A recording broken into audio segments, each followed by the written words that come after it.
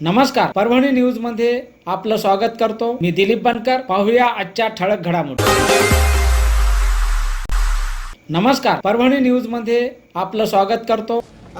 महापौर पदाचा पदभार ज्यावेळेस सय्यद इक्बाल यांनी घेतल्यानंतर त्यांनी कामाचा धूमधडाका असा सुरू केलेला आहे.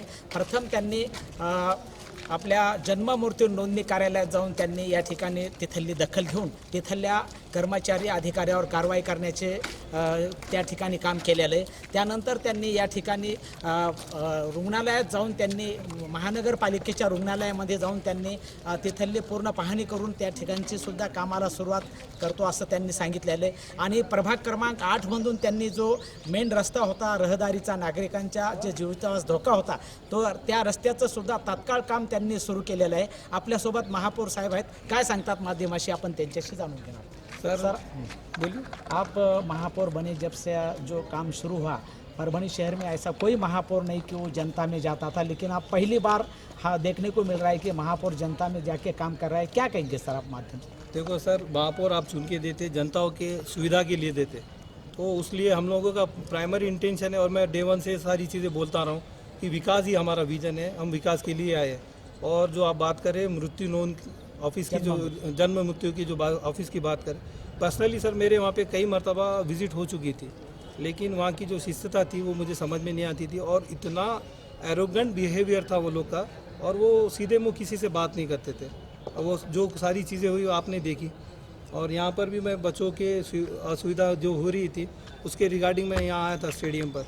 उनकी भी समस्या कई सारी समस्याएं, जहाँ महिलाएं एक्सरसाइज करती है तो आउटसाइडर काफ़ी लोग आते हैं और उनको समझो अच्छा फील नहीं कर सकती है. लड़कियां जो यहाँ पे एक्सरसाइज कर रही है वो अपने आप को सिक्योर महसूस नहीं करती. तो मैंने सर से सजेशन दिया है कि कॉर्नर के साइड से बच्चियों के लिए वो अवेलेबल करें एक्सरसाइज करने का, और बॉयज़ जो है उनके साथ ही पैरेलल में है वो बॉयज़ को फ्रंट फेस पे रखें. और यहाँ पे टॉयलेट का, पानी का, वो सबसे प्राइम मुद्दा है. मतलब वहाँ पे टॉयलेट में कोई हाइजीन नाम की चीज़ ही नहीं है. इवन अभी वो वर्किंग कंडीशन में भी नहीं है. बच्चे बता रहे थे कि वो मैडम से भी उन्होंने कई मरतबा रिक्वेस्ट की है और कई मरतबा उनसे बोला है, बट उसके ऊपर कोई लीगली अभी तक कोई कार्रवाई नहीं हुई. तो उसी के लिए उन्हीं की रिक्वेस्ट पे मैं आया था. और कुछ जो भी हमारी महानगर पालिका से उन लोग को जो मूलभूत सुविधा हैं वो मिले, इसलिए हमारा प्रयत्न चालू है. प्रभाग 8 में भी आपने जो काम चालू किया, बहुत दिन से वो रास्ता है खराब हुए वाला, पुल था वहाँ, वो भी काम चालू हुआ. क्या कहेंगे? प्रभाग 8 का मैं नगर सेवक, उस नगर सेवक के नाते उन्होंने मुझे संज्ञान में बताया था कि सर हमारे पास में ये प्रॉब्लम है. और अर्ली में वो लोग ने कोई वीडियो फुटेज मुझे दिखाया था कि कोई महिलाएं थी और कोई पुरुष थे कि वो दोनों उस खड्डे में गिर चुके थे. तो मैंने उनसे कहा था जो भी होगा, जब हम लोग पदभार संभालेंगे सबसे पहला काम आपका करेंगे.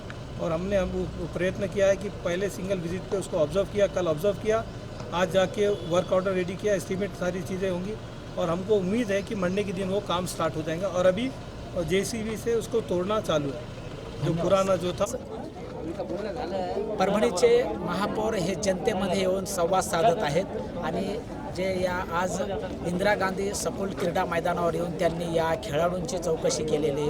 खेळाडूंच्या काय समस्या आहेत, त्यांना काय कमी आहे, आणि पाण्याची सोय आहे का नाही, किंवा इतर वॉटर फिल्टरची सोय आहे का नाही, या सर्व समस्याबद्दल त्यांनी जाणून घेतलेलं आहे. आणि आज आपल्यासोबत हे खेळाडू आहेत आणि महापौरांनी सुद्धा भेट दिलेली आहे. आपण त्यांच्याशी जाणून घेऊ.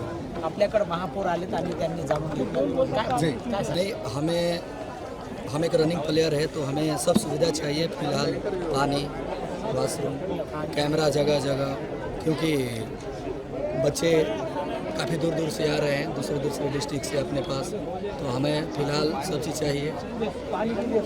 और बाकी तो आपको सामने दिख ही रहा है क्या है क्या नहीं. खुद महापौर आए, समस्या क्या, महापौर के बारे में क्या कहते हैं? महापौर के बारे में बढ़िया, उन्होंने अच्छा हमारे लिए किए. और आए यहाँ तो कोई आता नहीं फिलहाल, और उन्होंने बोले कि 6 से 8 दिन में हो जाएंगे कंप्लीट. क्या क्या आश्वासन दिया?